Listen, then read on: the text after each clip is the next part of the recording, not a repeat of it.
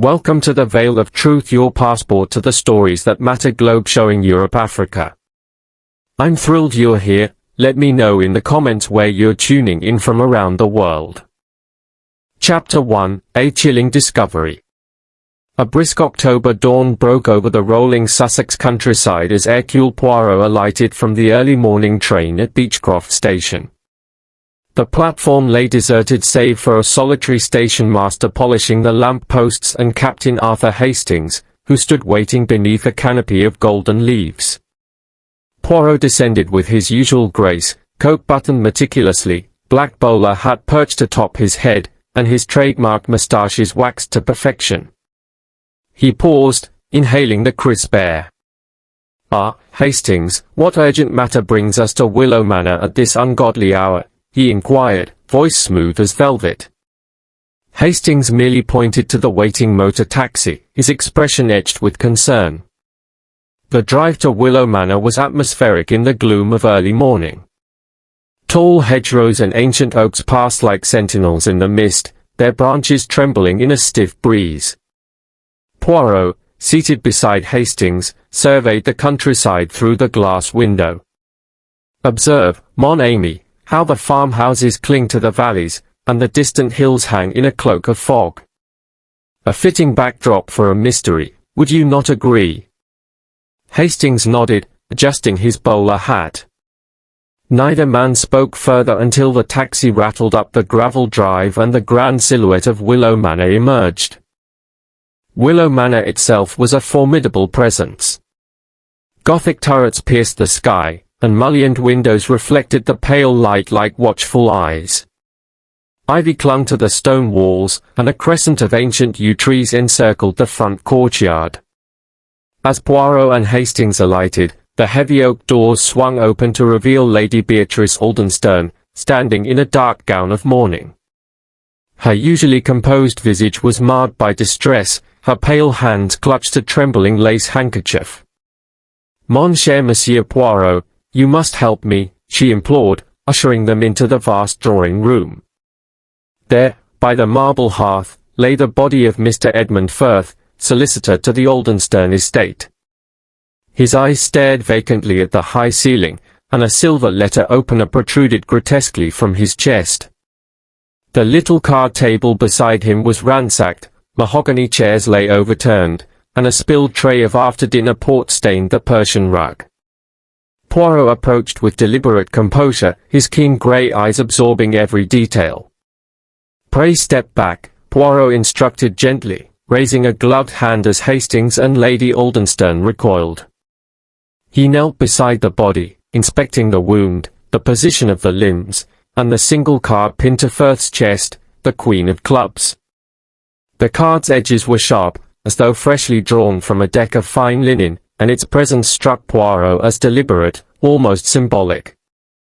He turned the card over in his slender fingers and examined the subtle smudge of blood at one corner. Standing, Poirot moved to survey the room systematically.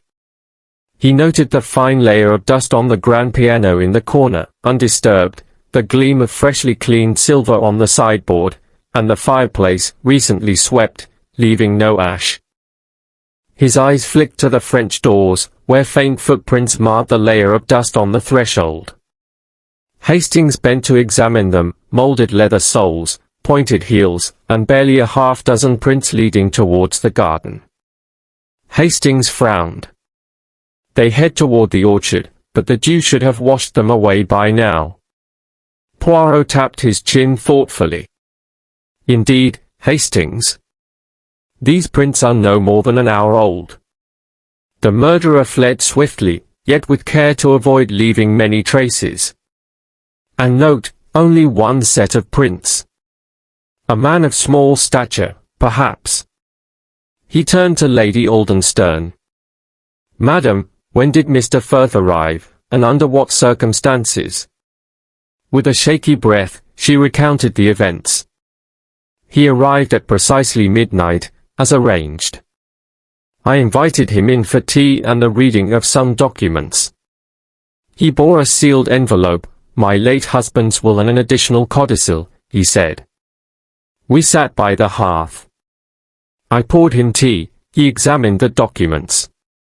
Then, just as I rose to fetch fresh biscuits, I heard a strangled gasp, followed by a heavy thud. Hastings burst in at once, and there he lay. Was anyone else in the house at that time? Poirot asked, his voice calm but insistent. Lady Aldenstern hesitated.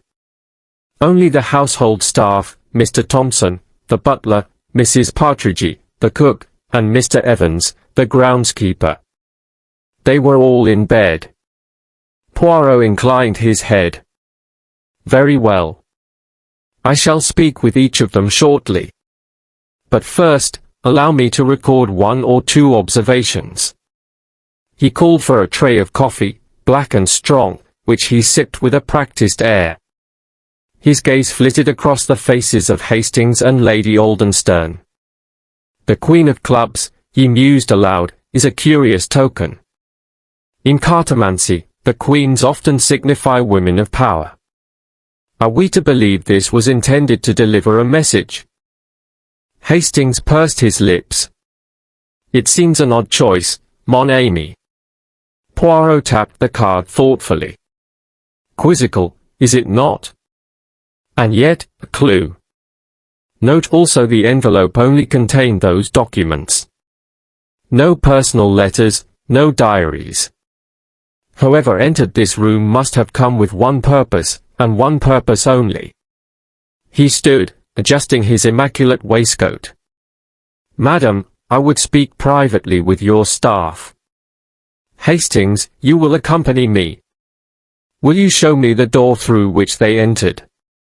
Lady Aldenstern led them to the rear corridor.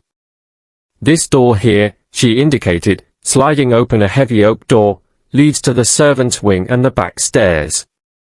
Sure enough, the back stairs creaked ominously under Poirot's light step.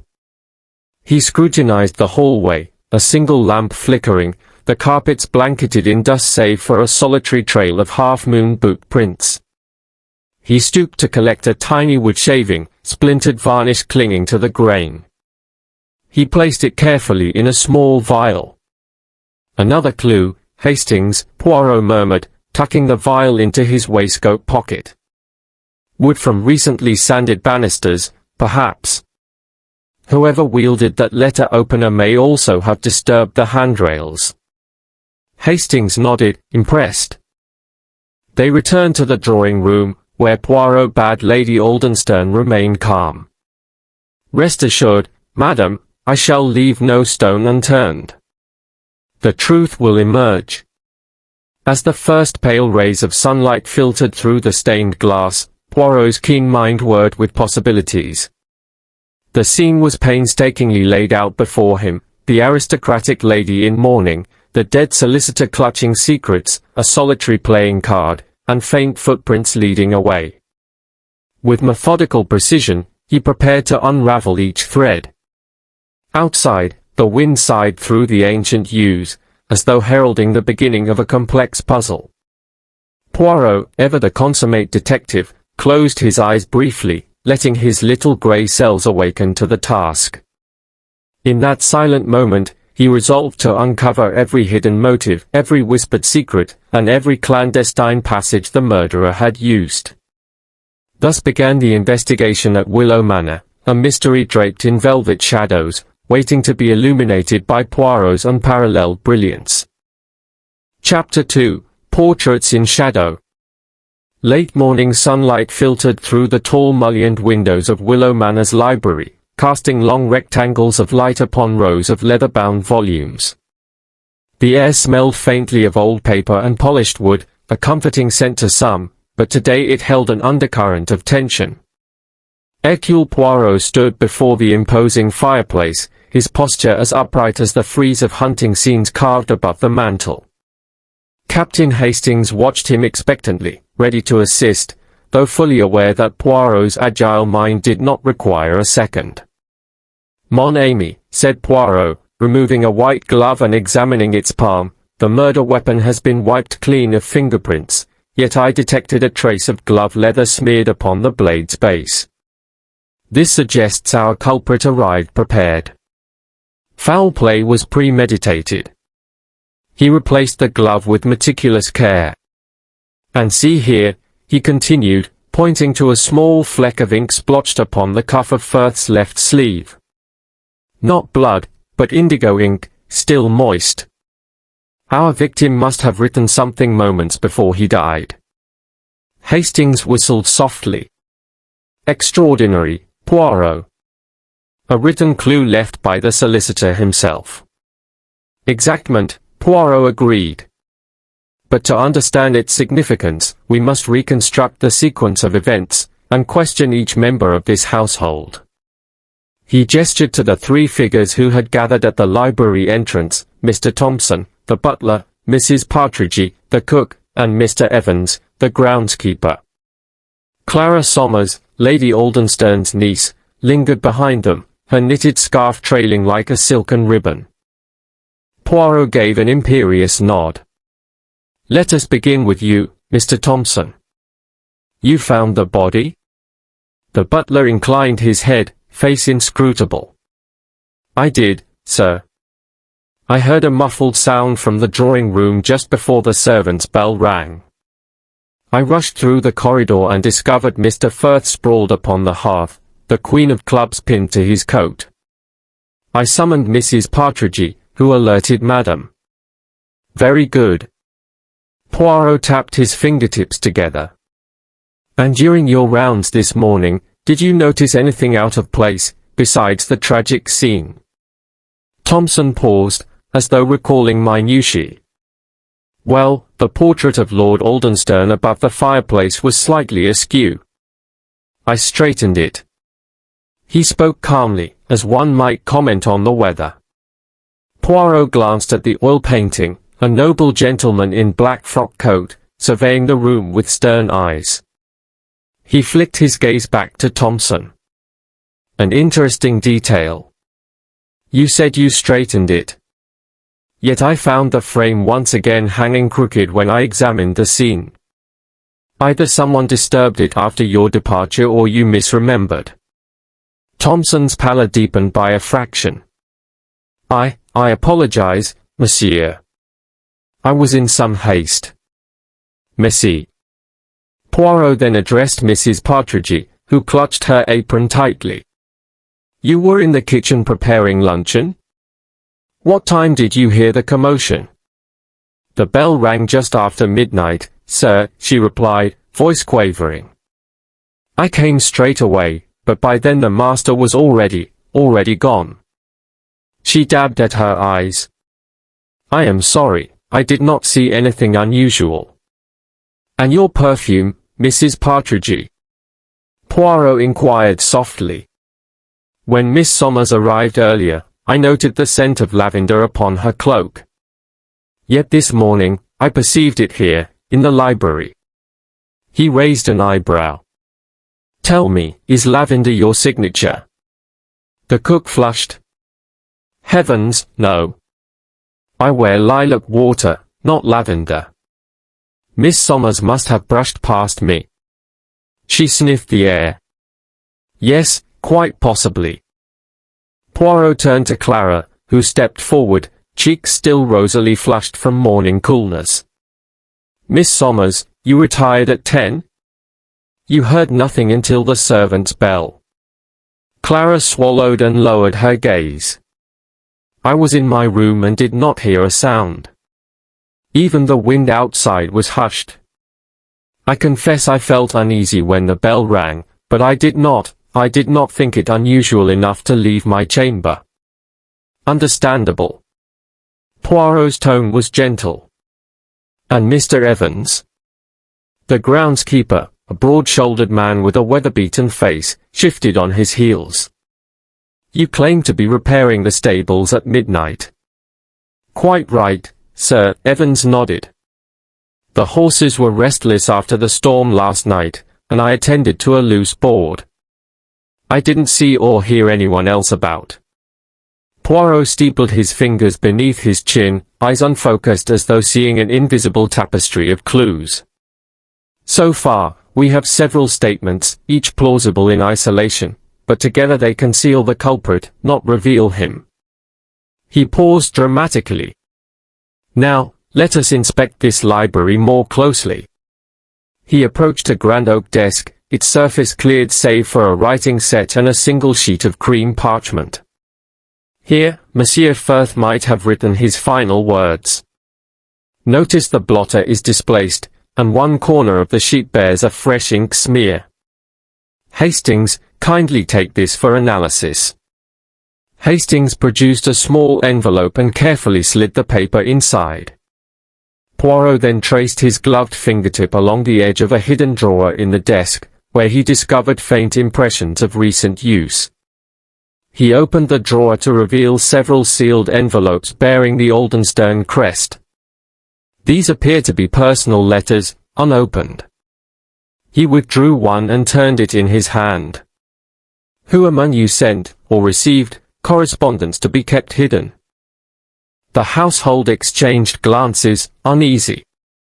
Only Clara ventured, I wrote to my mother in London last week, but she replied directly here. Poirot raised an eyebrow. Then why does her letter remain sealed? Clara's lips quivered. I do not know, monsieur. Intrigued, Poirot lifted the portrait once more, this time inspecting the wall behind. He pressed a discreet panel, a faint click echoed, but the frame did not move. No secret compartment here, alas. But I believe our killer used another method to conceal or retrieve something. He moved to the window seat overlooking the gardens. Observe these sills, disturbed by raindrops from last night's storm, yet here and there the water is blocked by small clumps of mud. The murderer left garden soil upon his shoes. He bent and scooped up a damp clod. This will yield to scrutiny. Hastings, ever loyal, asked Poirot, do you think the murderer came by the French doors we discovered earlier? Precisely, Poirot affirmed. He or she entered through the back, crept along the corridor, and struck swiftly when Monsieur Firth stood alone by the hearth. The Queen of Clubs pinned to his chest is a calling card, a red herring perhaps, but significant nonetheless. Why the Queen of Clubs? Only the perpetrator knows. As the hour grew late, Poirot bade the staff retire to the servants' hall. I shall require your presence again at tea, he said, turning to Lady Oldenstern, who had followed the questioning in silence. Thank you, madam, for your patience. Once the servants had left, Hastings whispered, what do you deduce, Poirot? Poirot sighed, settling into a high-backed chair. He removed his hat and stared at the flickering embers in the fireplace. We have glove leather smudges on the blade, a fresh ink spot, soil on the window ledge, a displaced blotter, and sealed letters in a desk drawer. Each clue suggests someone intimately familiar with this house, and determined to conceal a secret. Hastings frowned. But who fits that description? Let us not forget the red herrings, Poirot replied. The lavender scent misplaced upon Mrs. Partridge's domain, the crooked portrait frame, and the playing card itself. The murderer would have us chase these distractions while the true motive hides beneath. He rose and walked to the bookshelves, running his fingers across the spines. One tome, bound in black calf, bore the title The Art of Cartomancy. Poirot lifted it. Cartomancy, he murmured. Divination by cards. Why else choose the Queen of Clubs unless to evoke an omen, to project guilt onto a woman of authority? Yet our victim was a man. Another deflection. He replaced the book and faced Hastings. My friend, in this quiet house of shadows, someone schemes to manipulate fortune and family alike. But before we can confront the murderer, we must learn what Monsieur Firth discovered, and what he wrote, so hurriedly, with ink still wet. Tomorrow, we shall decode his final message, examine that soil, and unearth the hidden correspondence in yonder drawer. Hastings nodded, admiration in his eyes. Your little grey cells already outstrip mine, Poirot. The detective smiled faintly, smoothing his immaculate waistcoat. Patience, Hastings. Let the pieces fall into place. In this game of shadows, the truth is concealed in the smallest detail. And detail, mon ami, is my métier. As dusk gathered, the library's shadows deepened, concealing secrets yet to be revealed. Outside, the wind whispered through the yews, as though echoing Poirot's words, the smallest detail is the key to all. And with that, Chapter 2 drew to a close, leaving Willow Manor poised on the brink of revelation. Chapter 3, The Ink-Stained Secret. A pale frost lingered on the fields when Hercule Poirot and Captain Hastings set out for the nearby village of Great Beach. The crisp air bit at Hastings's cheeks, but Poirot walked serenely, hands clasped behind his back, moustaches perfectly still. Hastings, he remarked, the key to our mystery lies not solely within the walls of Willow Manor. Monsieur Firth's inked words may reveal more than the playing card ever could. Hastings wrapped his scarf tighter as the taxi rattled over country lanes toward the heart of the village. Their first stop was Percival Smythe's stationery emporium, a modest shop framed by ivy and soot-blackened brick. Inside, rows of inkhorns and quills gleamed beneath gaslight.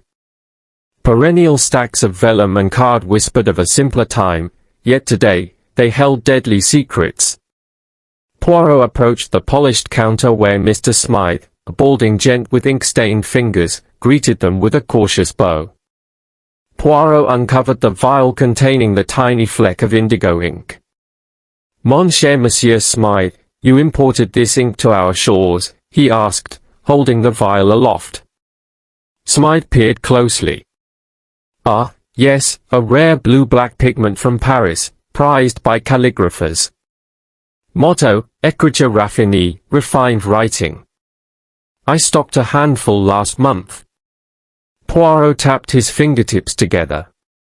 "You sold any to Mr. Edmund Firth?" "Indeed, I did," Smythe admitted, adjusting his spectacles. "He purchased 2 bottles, one a week ago, and another only 2 days prior. He seemed most enthusiastic about trying them." "Did he mention the purpose of his writing?" Poirot inquired, voice gentle yet insistent. "Only that he was drafting something important, something personal. He spoke of a codicil, but would say no more." Smythe's brow furrowed. "He left the shop quite hurriedly the second time." Poirot nodded thoughtfully. "Merci, Monsieur Smythe." He pocketed the vial and stepped aside. Hastings scribbled in his notebook. "The ink thus confirms Firth wrote shortly before his death." But what did he write?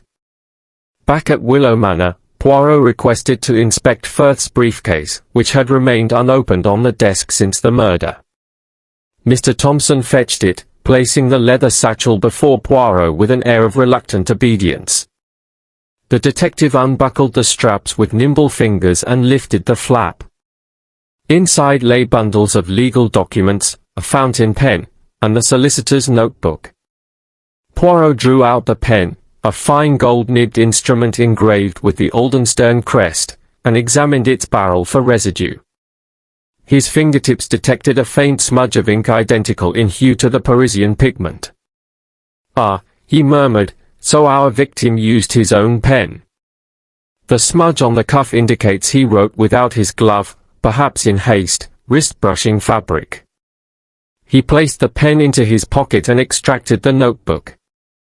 Flipping through blank pages punctuated by precise legal notes, he paused where half a page bore a lengthy paragraph in a neat, purposeful hand, except for one line where the ink bled into the fiber. "That is the line we must recover," Poirot declared. He carefully sliced the page from the binding using his pocket knife, folded it, and laid it upon a sheet of blotting paper to absorb the excess ink. Hastings peered over his shoulder. "I can barely discern the words, mon ami." "Patience," Poirot said. He donned a wire-rimmed magnifying glass and returned to his seat by the window. Holding the fragment near the light, he mirrored the page against the sunlit pane. Slowly, letters began to emerge, to the effect that the entirety of the Ashford estate, including all tangible and intangible assets, shall pass not to my wife but to my niece, Miss Clara Somers, conditional upon her renunciation. The rest dissolved into an inkblot. Poirot breathed in, savouring the revelation. Hastings whistled softly, so Firth intended to divert inheritance from Lady Aldenstern to Clara. That could breed resentment. Precisely, Poirot replied, folding the fragment. Madame undoubtedly stood to lose, and Miss Somers to gain, should she comply. But why would Clara, a gentle soul, conspire in murder? He raised an eyebrow. Indeed, Hastings, motives may lie elsewhere. At tea time, Poirot gathered the household in the drawing-room. He produced the ink-stained fragment, placing it upon a silver tray. Lady Aldenstern's face blanched, Clara's lips trembled. Poirot addressed them both with poised courtesy. Madam, Miss Somers, you are aware that Monsieur Firth drafted a codicil redistributing your late husband's estate. He let the silence linger before continued, the motive for his murder may lie within those words. Lady Aldenstern rose to calm her niece. Clara, darling, tell him you had nothing to do with this. The girl nodded, tears brimming. I would never harm Mr. Firth. Of course, mademoiselle, Poirot said kindly. I do not suspect undue violence. Yet we must consider who had the strongest incentive, an opportunity, to destroy the codicil. He turned to Thompson. You accompany the late solicitor closely, monsieur. You delivered his sealed envelopes and knew his schedule. Thompson's composure wavered for an instant before he recovered. I served him dutifully, sir. Poirot's gaze drifted to Mrs. Partridge, who dabbed at her eyes. The cook still wore shades of lavender perfume. Madam, he said, you claimed earlier that lilac water is your fragrance, yet I distinctly perceived lavender. A small discrepancy, perhaps. Mrs. Partridge stammered, I apply both sometimes. She glanced at Clara. Clara's cheeks burned. Hastings leaned toward Poirot in a whisper, a red herring, surely. Poirot nodded subtly.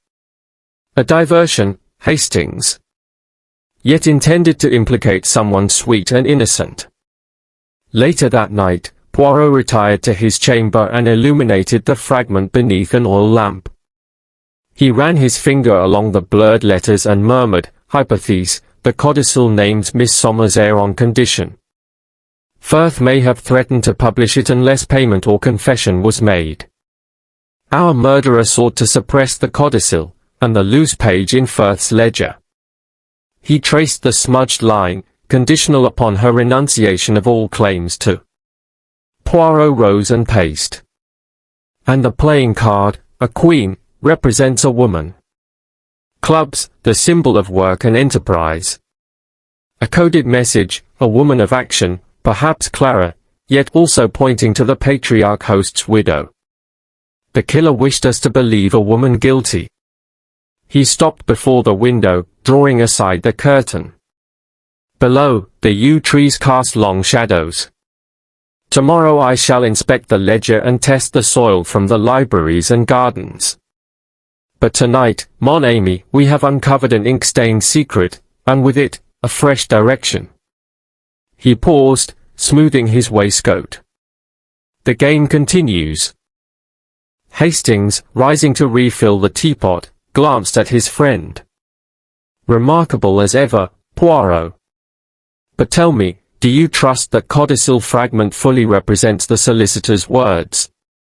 Poirot smiled, tapping his nose. Not quite, Hastings. We have but half the message. Yet half is better than none. And in those few words, the murderer's motive shines like a beacon in darkness. Now, the challenge lies in confirming the rest, and in unmasking the one whose desperation eclipsed conscience. On the hearth, the embers glowed faintly as midnight approached. Poirot stood before them, silhouetted against the dying firelight, his silhouette composed and eager. The ink-stained secret had been wrested from oblivion, and with it, the first clear vision of the twisted motive. Yet so much remained hidden: the missing ledger page, the true murderer's identity, and the manner in which the final blow was dealt. In that hush, Poirot's little grey cells hummed with anticipation, ready to sift truth from artifice until the killer was laid bare.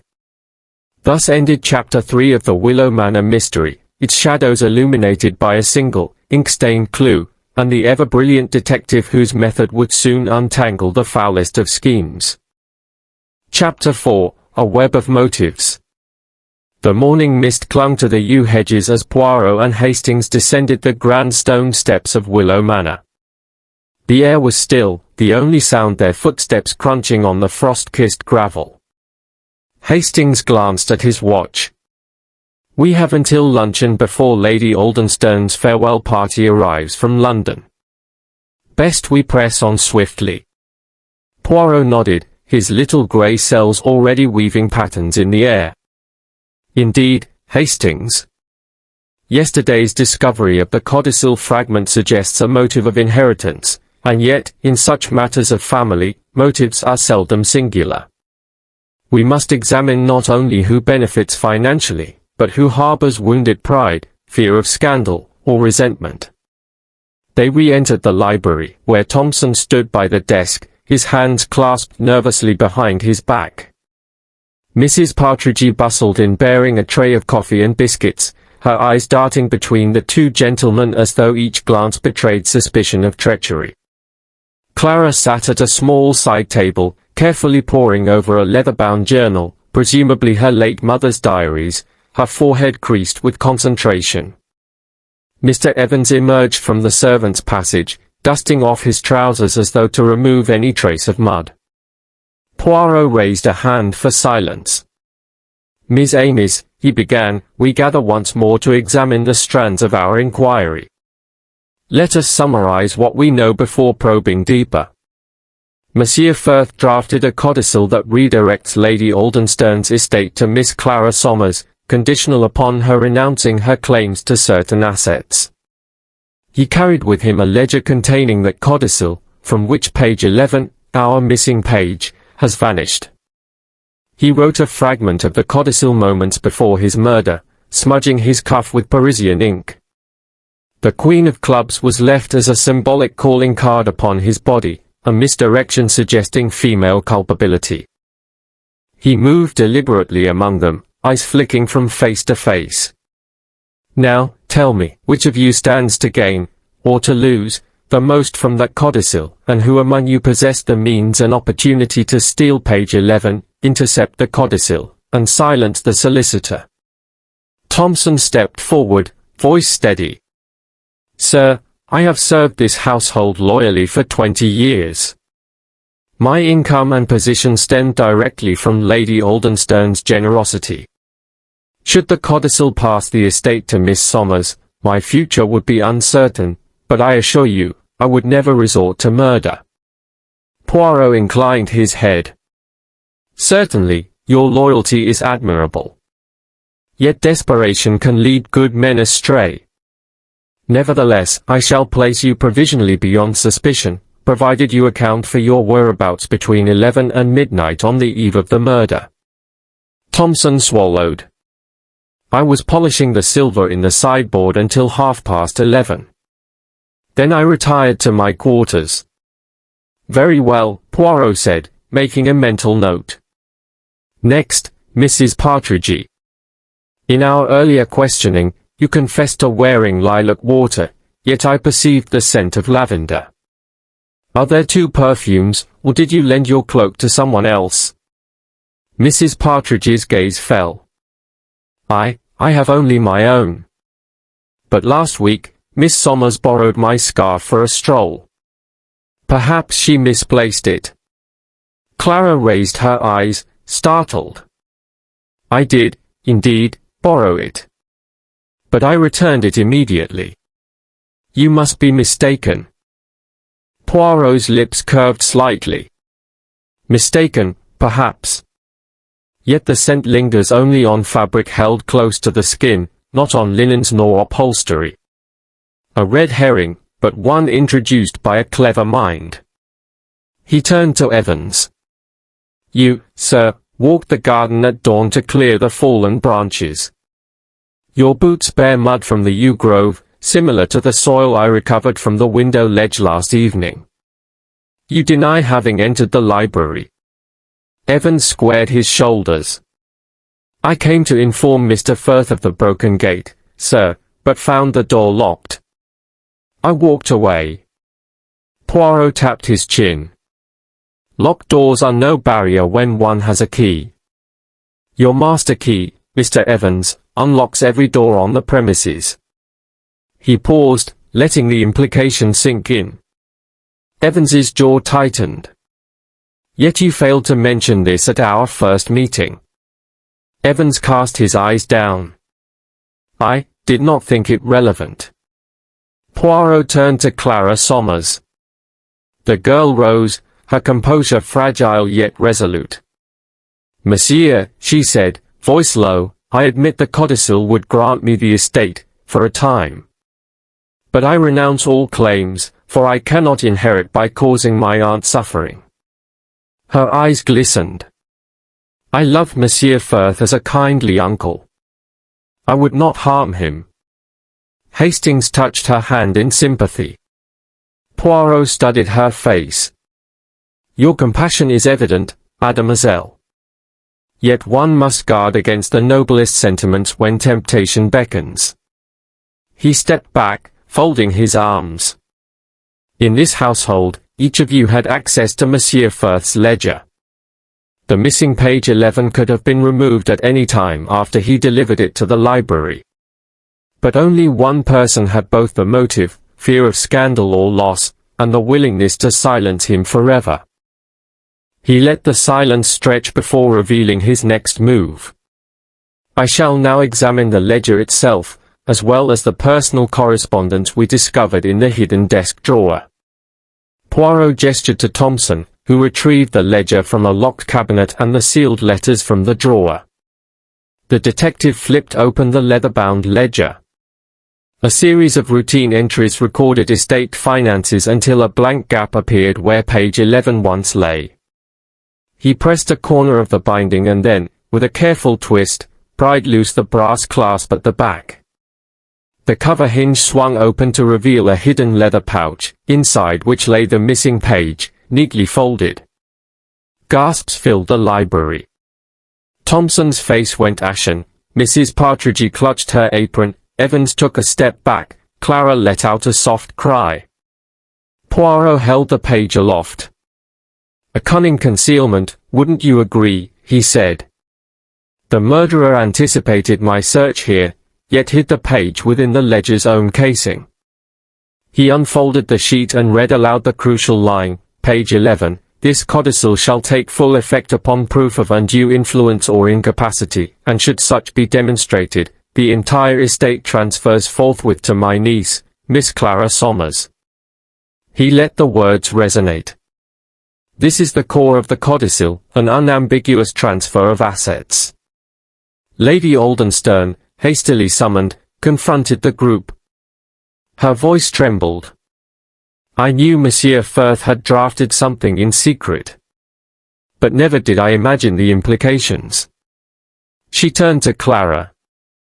My darling, I did not wish to lose everything, but I believed our family bonds would endure. Clara embraced her aunt. I would rather lose the lot than win by cruelty. Poirot folded the sodden page and pocketed it. The motive now crystallizes. Whoever feared the codicil's effect, financial ruin, scandal, or loss of reputation, seized upon the opportunity to destroy it. They lured Monsieur Firth to Willow Manor under guise of legal business, then struck when unobserved. He paused, gaze piercing each face.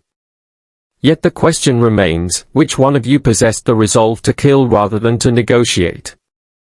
which heart was so ensnared by fear or resentment that murder seemed the only recourse. The household quailed beneath his gaze. Thompson's trembling lips parted, Mrs. Partridge's eyes brimmed, Evans's hands clutched his cap, Clara's face was a mask of horror. Poirot allowed tension to build before delivering his hypothesis. "Mon ami Hastings, what say you? Shall we unmask the culprit among them?" Hastings cleared his throat. "Poirot, I believe we can." He pointed to Thompson. The butler had the strongest fear of upheaval. New management, different staff, that unsettles a man who values order. Poirot nodded. And the butler's earlier misdirection about the portrait frame, the misplacement of letters, his eagerness to point suspicion at Mrs. Partridge and Miss Somers, all consistent with a man striving to deflect attention. He knew of the hidden page's location, as he maintained the furniture, and thus could retrieve it unseen. He faced Thompson squarely. "Sir, you knew of the codicils terms. You stole page 11, concealed it in the ledger's pouch, and, when Monsieur Firth threatened to reveal your past association with the Aldenstern rival, you killed him outright. The Queen of Clubs. A twisted jest, labeling him a woman's puppet, or framing Miss Somers." Thompson's shoulders slumped. "Monsieur, I only meant to scare him. I did not mean..." His voice broke as the truth unfurled. Poirot's expression was sorrowful yet resolute. "Desperation leads to folly, sir.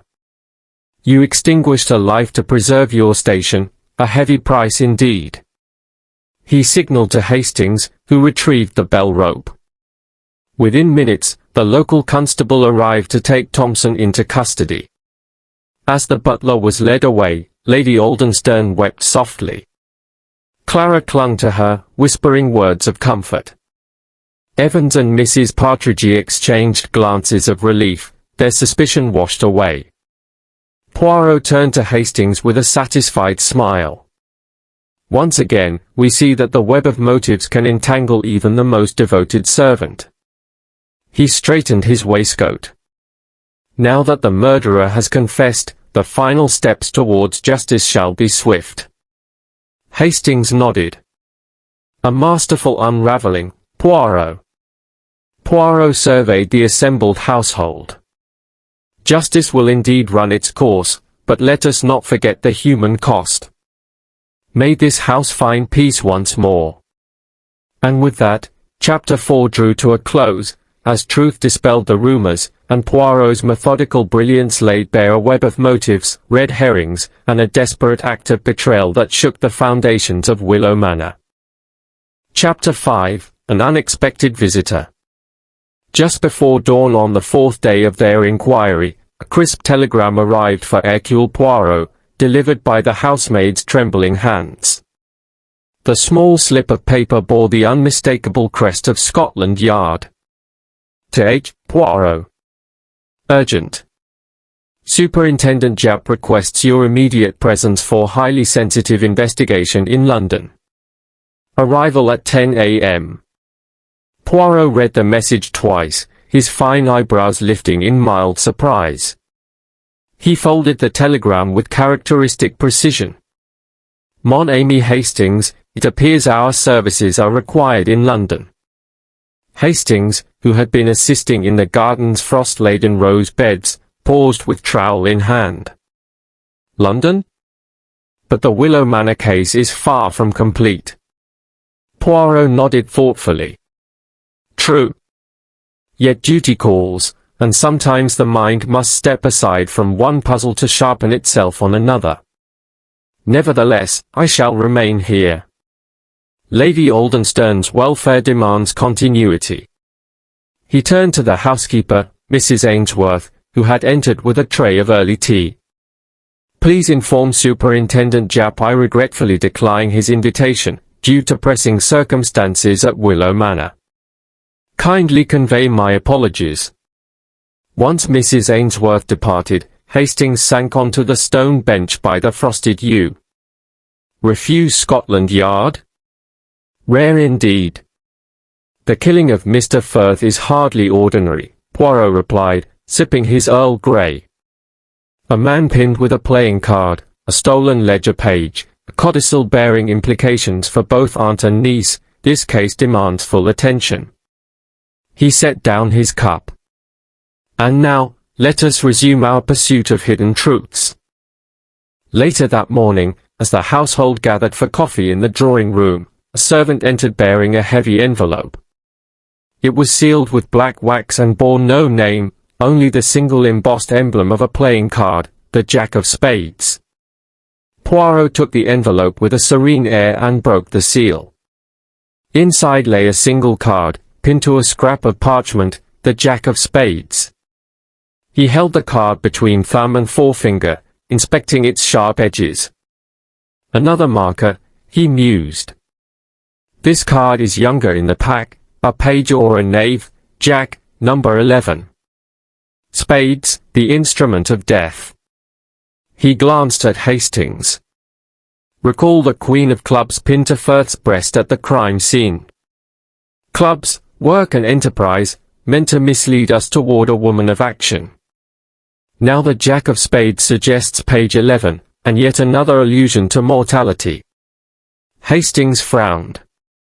So this is not a second threat but a clue, page 11 of the ledger. Precisely, Poirot replied. Our missing page.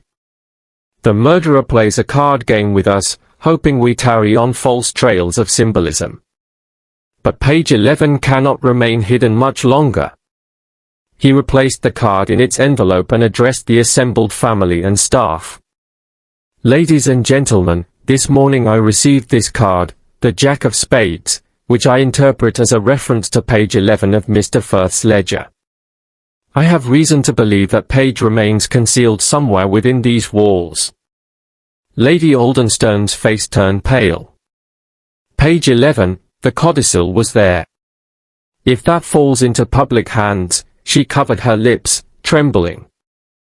Clara Somers laid a gentle hand on her aunt's arm. Madam, you need not fear. I shall help Monsieur Poirot locate it. Mr. Thompson, the butler, cleared his throat. Might I suggest the library? We examined every desk drawer, every cupboard, yet overlooked the bindings of certain volumes. Poirot inclined his head. A good thought. But let us proceed methodically. We shall retrace every room visited by Mr. Firth on that fateful night, and every hiding place he might have used. He summoned Mr. Evans, the groundskeeper. Show me once more the route by which you approached the library last Wednesday. Evans led the detective outside, retracing his midnight footsteps through the dew-laden grass and round the exterior corridor windows. Poirot crouched to examine the sills. No fresh soil remained. Back inside, Poirot requested the ledger itself, which Thompson produced from the Manor safe. The detective held the leather-bound book aloft in the drawing room. Let us open to page 10, and then to page 12, so we may see where our missing leaf should dwell. Hastings sliced the binding gently and laid the book flat upon the table. They turned to page 10, routine financial accounts, neatly entered. Then page 12, the beginning of a new section, also routine. A blank recess revealed where page 11 once lay. Quite right, Poirot said. We seek that annulled codicil, removed to conceal the will's amendment. And our clue lies not in the desk nor the book itself, but perhaps in the walls or furnishings. Lady Aldenstone led Poirot to the study on the ground floor, her late husband's private sanctuary. The room was richly panelled in dark oak, with portraits of Aldenstone ancestors lining the walls. Two small bookshelves flanked a heavy desk. Poirot ran his gloved hand along the spines of the volumes, pausing at a leather folio of family genealogy. He tugged gently. The folio swung forward on concealed hinges, revealing a shallow compartment behind the panelling. Inside lay a single folded sheet of parchment, and beneath it, the missing page 11. A murmur swept the room. Poirot retrieved the page, smoothing out the creases. "Voila," he said softly. "The knave of spades points here, page 11 concealed behind the family history." Clara exhaled in relief. "Thank goodness it is found." Lady Aldenstern rose, her trembling hands accepting the page. "My poor husband's words, hidden away like a traitor's confession." Poirot studied the parchment. The codicils text was now legible in its entirety. Upon proof of undue influence or mental incapacity, the entire Aldenstern estate, including lands, titles, and personal effects, shall pass in full to my niece, Miss Clara Somers, provided she renounces any claim to the legacy of £3,000 and the property known as Ashford Lodge. Hastings tapped his finger on the text. "So the condition is not absolute inheritance, but transfer with certain renunciations." "Correct," Poirot confirmed. "And therein lies our motive. Someone wished to prevent that transfer, whether from fear of financial loss, threat of scandal, or loss of control." He glanced at each person in turn, measuring their expressions. "Yet, let us not forget," he continued, "that the murderer must solve two problems: how to steal the page without detection, and how to misdirect the investigation. Indeed, the playing cards, an elaborate ruse to frame both the lady of the house with the queen of clubs, and the ledger's page number with the jack of spades. Clever, but not clever enough." He replaced the parchment in his pocket. "Now that we have recovered the missing page, our killer's desperation grows. We must hasten to observe their next move, and be ready when the final act is played." With the codicil intact once more, Lady Aldenstern collapsed upon a settee, overwhelmed by emotion. Clara knelt beside her. Poirot and Hastings exchanged a knowing glance. The case was entering its pivotal stage. As noon approached, the household prepared for luncheon. The midday light shimmered through lace curtains, but within the manor's walls, shadows of suspicion lingered. Poirot, seated at the head of the table, toyed with his napkin. His eyes, though polite, sparkled with quiet triumph and vigilant anticipation. "Miss Amis," he said gently, raising his glass to Lady Aldenstern.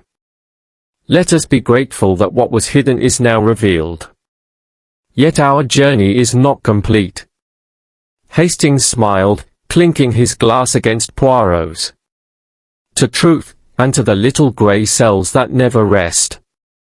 And so ended Chapter 5, the codicil's missing page recovered, new clues illuminated, and Poirot poised on the brink of the mystery's final unraveling. The stage was set for the decisive confrontation, when every subtlety and deception would be laid bare. Chapter 6, The Shadow of Betrayal. A bitter wind rattled the leaded windows of Willow Manor as Hercule Poirot descended into the dimly lit servants' hall. After luncheon, he had requested a moment alone with Captain Hastings. "The codicil is safe," Poirot began, "and yet I sense the murderer grows ever more unsettled. Now is the hour to press each suspect until their secrets slip." Hastings nodded. "How shall we proceed, Poirot?" "By probing the hidden corners of this house, and of the human heart," Poirot replied, brushing a speck of dust from his immaculate coat. 1. The silent testimony of objects. Their first destination was the stables, where Mr. Evans tended the horses. The groundskeeper looked up as they entered, wiping his hands on his apron. "Good afternoon, Evans," Poirot said warmly. "I wish to examine your tools." Evans hesitated but led them to a corner shelf, hammers, screwdrivers, and a solitary chisel, its blade bearing fine flecks of varnish. Poirot knelt to examine the handle and discovered a faint impression of glove leather, matching the smudge on the murder weapon. He straightened, eyes kindly yet firm. "Explain this, mon ami," he said quietly. "Have you handled a chisel late at night, perhaps by lamplight?" Evans's jaw tightened. I used that chisel to loosen a board in the library floor. I thought it was coming loose. Poirot's gaze held him. At what time? Shortly after midnight, Evans admitted, voice low. I searched for a lost horseshoe I feared I left inside. Yet you did not mention this earlier, Poirot observed. Curious how forgotten tasks often surface when convenient. Evans flushed. I did not think it relevant. Poirot inclined his head. Very well. We shall consider it. 2. The cook's confession. Next, they crossed to the kitchen, where Mrs. Partridge stirred a pot of soup, lavender scent drifting faintly in the steam. Poirot greeted her with polite respect. Madam, might I inspect your perfume bottle? She produced a glass atomizer.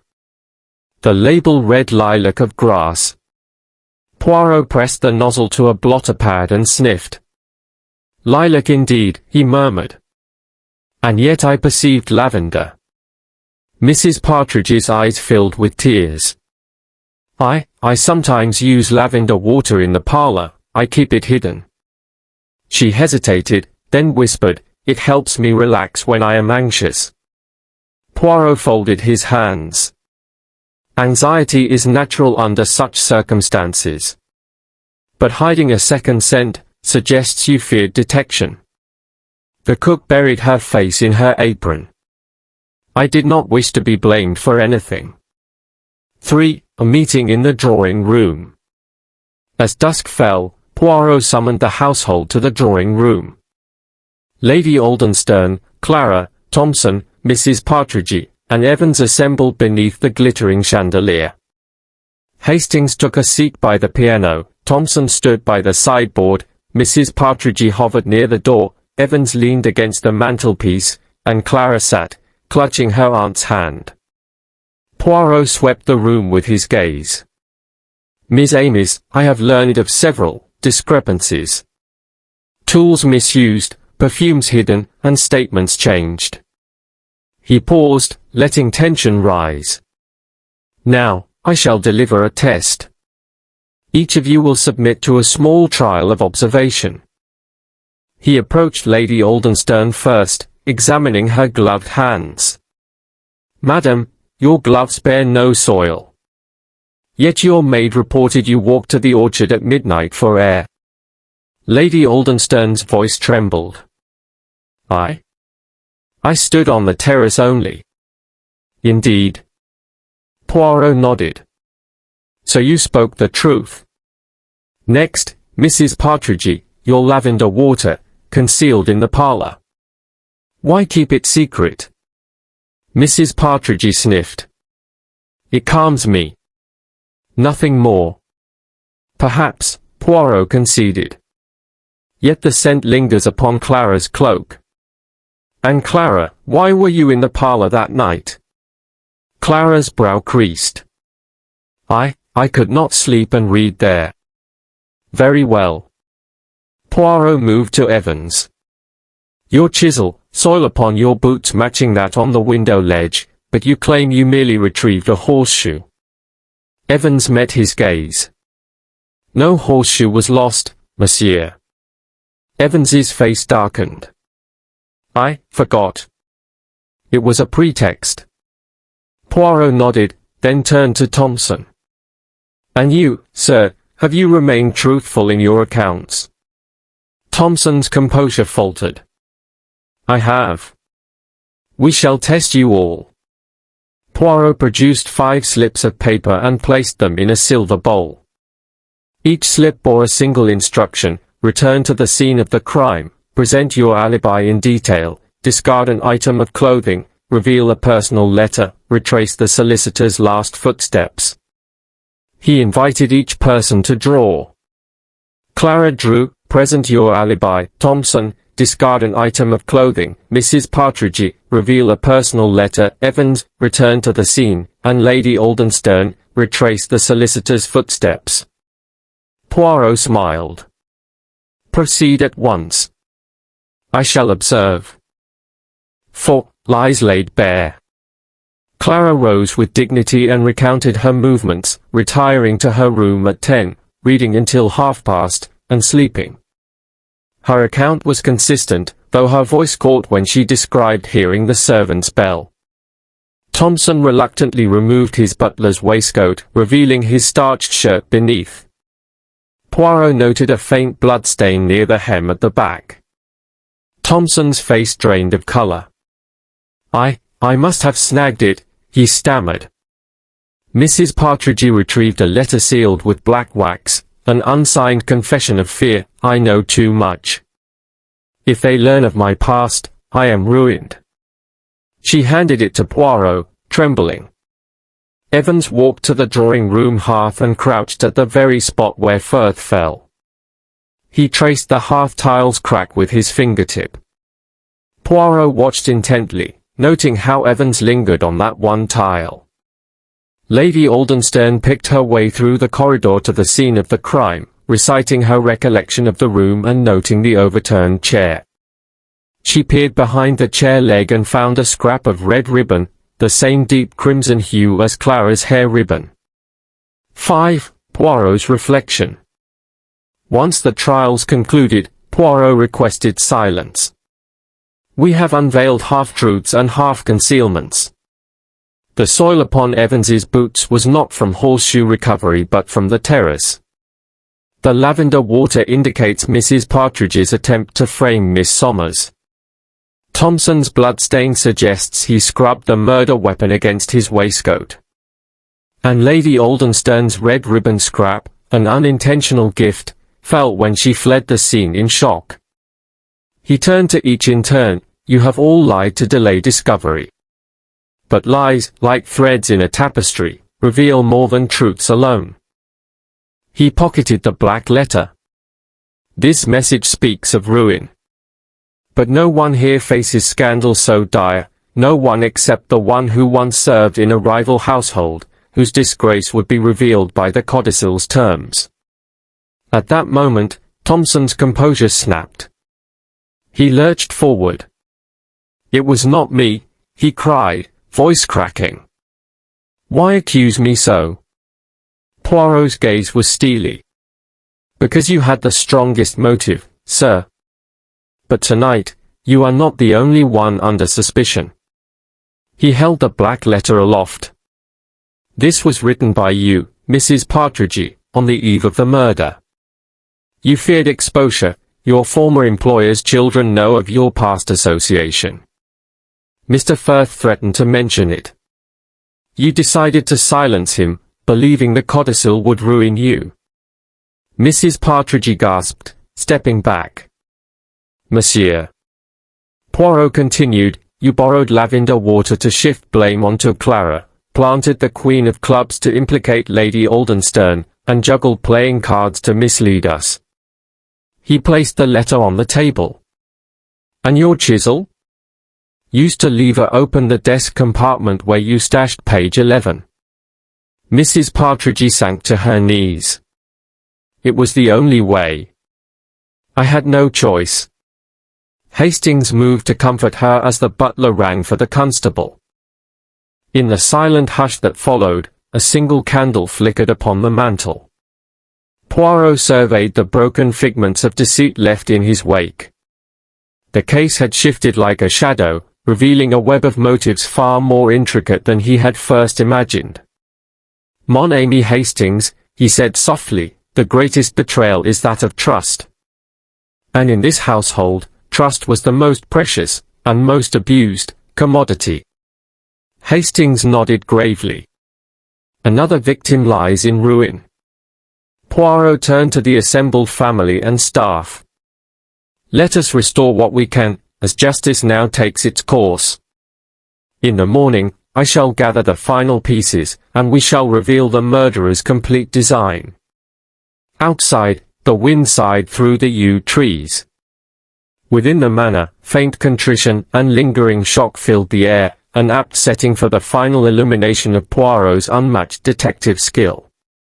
Thus closed Chapter 6, the shadow of betrayal laid bare, and the path set toward the ultimate revelation. Chapter 7, the final threads. Late that evening, a hush settled over Willow Manor as a low autumn mist crept across the gardens. Inside, by the library's green-shaded lamp, Hercule Poirot stood before an assembled household. Lady Aldenstern and her niece Clara Somers sat side by side on the settee. Mr. Thompson, the butler, stood stiffly beside the sideboard. Mrs. Partridge, the cook, hovered near the door, and Mr. Evans, the groundskeeper, leaned against the mantelpiece. Even Hastings, seated at the piano, was unusually solemn. Poirot tapped a slender finger against his notebook. "Miss Amis, tonight we draw together every strand of evidence, every misdirection, and every subtle clue. Our murderer lurks among you, and now the time has come to gather the final threads before the truth is revealed." He held up the Queen of Clubs card. This was pinned to Monsieur Firth's coat. Clubs, the symbol of enterprise, and a queen, a woman of power. A deliberate suggestion that a woman, perhaps Madame or Mademoiselle, was guilty. He placed the card on the walnut table beside a leather-bound ledger. "Next," he said, lifting the Jack of Spades, "our second clue, a reference to page 11. Spades, the implement of death, Jack, the knave or page. Yet this too was a red herring. We found page 11 not in the desk but concealed behind the family genealogy folio in the study." He tapped the folio on the table. Hastings chimed in softly. The page revealed the codicils' exact terms, Miss Somers as heir on condition of renunciation. "Exactment," Poirot agreed. Thus the strongest motive lay with those who stood to lose wealth or reputation. But motive alone is never proof. He turned to Mr. Thompson. "You admitted recovering that page from the ledgers in a pouch. Yet your shoes bore no soil from the study floorboards, only from the terrace." Thompson's face remained impassive. "I walked outside after my rounds." Poirot nodded. "Indeed. But then how came the earth upon your soles to match that on the library window ledge? A second entry, or hurried return?" He paused, letting the question hang. He next addressed Mrs. Partridge. "You claim the scent of lavender was a simple mistake, yet you concealed your lavender water in the parlor. This concealment was intended to frame Mademoiselle, and to mislead us from the true assassin." Mrs. Partridge lowered her eyes. "Mr. Evans," Poirot continued, "your chisel bore flecks of varnish from the desk's hidden compartment. You say you used it for a loose board, but no such board was loose. You came armed with a tool, expecting to break open that very hiding place." Evans's jaw tensed. He opened his mouth, then closed it. Poirot folded his arms. "Each of you has deceived us at some point, yet only one deception culminated in murder." He moved to the mantel and lifted a photograph of Lady Aldenstern's late husband. Beneath it, he pressed a concealed button. The portrait swung aside, revealing nothing. He replaced it. "I sought here, but our culprit chose the folio." He steadied his gaze on Clara. "Mademoiselle, you own the keys to every door, yet your innocence was early proclaimed. Even so, you borrowed the cook's scarf and thus bore the lavender scent. A clever ploy to divert suspicion." Clara drew in a sharp breath. Poirot then presented the glove-leather smudge found on the letter opener. "This smudge matches the gloves of one person here, someone who wears gloves not merely for formality but to avoid leaving any print." He let his eyes roam the group. "All these clues wove a tapestry of misdirection," he said, stepping back. "But a final detail must guide us to the truth, the small wood shaving found by the French doors. You see, it did not come from the library's banister, it came from a newly sanded window ledge in the servants' corridor." He turned to Hastings. "Observe, Hastings, the varnish on the shaving matches the parterre entrance window, where one of our suspects lingered that night." Hastings frowned in thought. Only one or two would know of that recent sanding, and only one would have reason to slip back unobserved. Poirot raised a hand. Allow me to summarize: a woman sent to implicate Clara, a queen to implicate the ladies, a jack to implicate page 11, secret tools and misleading statements, footprints leading outward, then back, and a letter opener smudged to frame a gloved hand. All designed to hide a single truth. He produced the fragment of Firth's note, now mounted in a glassine cover. Firth wrote these words moments before his death. The smudge of ink was not accidental, it was applied by the murderer brushing his cuff across the desk. He tapped the fragment. Why? Hastings asked. For two reasons, Poirot replied. First, to destroy evidence of the codicil's precise wording. Second, to buy time. If the note is illegible, the heir cannot emerge until the legal papers are deciphered, and in that interval, one can seize control of the estate entirely. A tense silence ensued. Lady Aldenstern dabbed at her eyes. Poirot's gaze softened. Monsieur Firth's life was sacrificed to a desperate scheme of power and fear. But no crime, however cunning, can escape the relentless logic of the mind. He strode to the window and looked out at the moonlit gardens. When he turned back, his face was resolute. Tomorrow, I shall confront the murderer. Tonight, rest well, for at dawn, justice will claim its due. Clara took her aunt's hand. Hastings rose and offered his arm to Poirot. The household dispersed quietly, each lost in their own troubled thoughts. Left alone, Poirot allowed himself a brief smile. At last, the final threads converge, he murmured to himself. Soon the tapestry will be whole, and the guilty party revealed. Outside, the wind sighed through the yew trees. Inside, a single candle flickered in the library, illuminating the scattered playing cards, ledger, and ink-stained fragment. Each piece lay in silent testament to the cunning that had imperiled a life, and to the unwavering brilliance poised to restore truth. Thus closed Chapter 7, on the cusp of revelation, with every clue in place and Poirot's little grey cells primed to untangle the final knot at dawn's first light. Chapter 8, Revelation and Resolution. The library clock chimed 8 as Lady Aldenstern, her niece Clara, Captain Hastings, and the household staff assembled before Hercule Poirot. A hush fell over the room, the air was taut with anticipation. Poirot stood beneath the grand portrait of the late Lord Aldenstern, his posture composed, his little grey cells humming with final certitude. Miss Amis, he began, voice calm yet resonant, we have walked this house from attic to cellar, retracing every footstep, examining every hidden nook. The murderer believed that by leaving playroom tokens, a queen of clubs, a jack of spades, and by planting extraneous clues, the path of justice would grow tangled. Yet tonight, those very tokens will guide us to the truth. He lifted the Queen of Clubs card. This was meant to indict a woman of authority, suggesting Madame or Mademoiselle was the culprit. Clubs, enterprise, the Queen, power. A clever red herring. He placed it gently upon the table.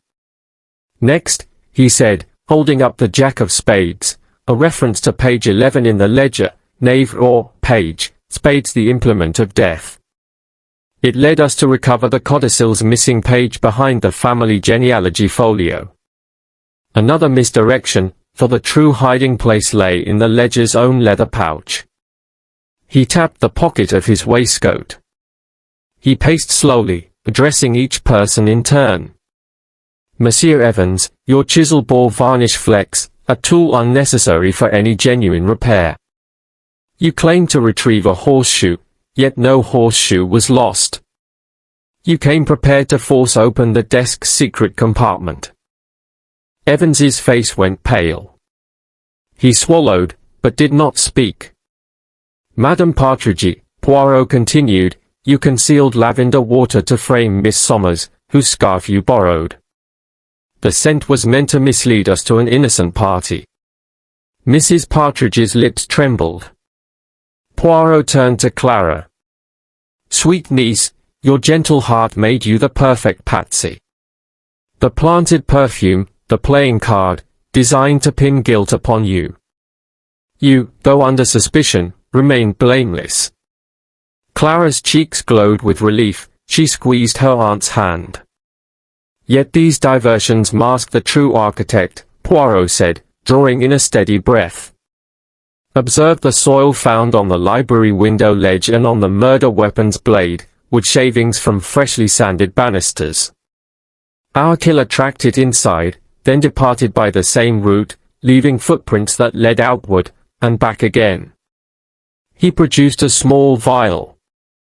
This wood shaving was taken from the French doors. The only person in this house with both the opportunity to work upon those banisters and the motive to silence Monsieur Firth was the one whose very position depended upon preserving the Oldenstern legacy, Mr. Thompson, the butler. Thompson's composure wavered. He glanced at Lady Oldenstern, his features taut with fear. Poirot stepped closer. Monsieur Firth discovered your intimate knowledge of the family's rival lineage, knowledge that, if revealed, would ruin you utterly. You learned of the codicils terms and stole page 11 from the ledger pouch. You schemed to implicate others by planting cards and perfume, then silenced him with a letter opener. He showed the smudged ink stain on the blade's base. You discarded your gloves for one moment too many, smearing leather upon the steel. And you scrubbed the handle against your waistcoat, leaving barely a trace, save that tiny fleck of fabric. Thompson's shoulders slumped. He sank onto a chair, head in hands. I never meant to kill him. I only wanted to keep my place, to protect everything I had served this family to preserve. Poirot's expression was gentle yet unyielding. Desperation can drive even the most faithful to betrayal. You misjudged the detective's art, thinking that a deck of cards and a few contrived clues could protect you. He signaled to Hastings, who rang the bell. Within moments, the local constable appeared. Thompson rose, dazed, and was placed under arrest. Lady Oldenstern, tears in her eyes, approached. I cannot hate you, Thompson, you served us for decades. But justice must prevail. Clara laid a comforting hand upon his arm. May you find forgiveness, as you once showed us loyalty. As the constable led Thompson away, Poirot turned to the gathering.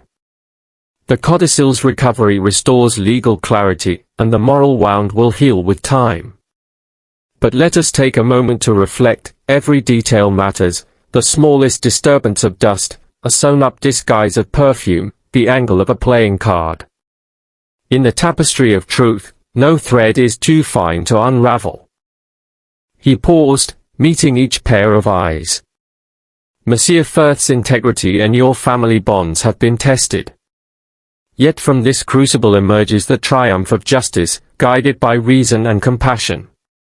Clara stepped forward, handing Poirot the recovered fragment of Firth's final message. Your brilliance, Monsieur Poirot, has given us peace. Hastings smiled, pride lighting his features. Well done, old friend. Poirot inclined his head, smoothing his immaculate waistcoat. It is ever the privilege of the detective to serve truth. And in every soul there lies a clue, waiting to be revealed by the little grey cells. Outside, the moon cast silver beams across the yew trees. Within the manor, a sense of calm settled at last. The storm of suspicion had passed, innocence, once besmirched, was cleared, and a life once taken would be avenged by the only means worthy of a gentleman's intrigue, deductive justice. And so, at dawn's first light, Willow Manor would awaken to a day unburdened by secrets, its halls once more echoing with laughter rather than fear. Justice had prevailed, and the extraordinary sleuth Hercule Poirot prepared to depart, leaving behind a household bound by gratitude, and the memory of his unparalleled method. Thus concluded the chronicle of the Willow Manor mystery, in which the smallest details illuminated the darkest of schemes, and a master detective's genius brought order to chaos.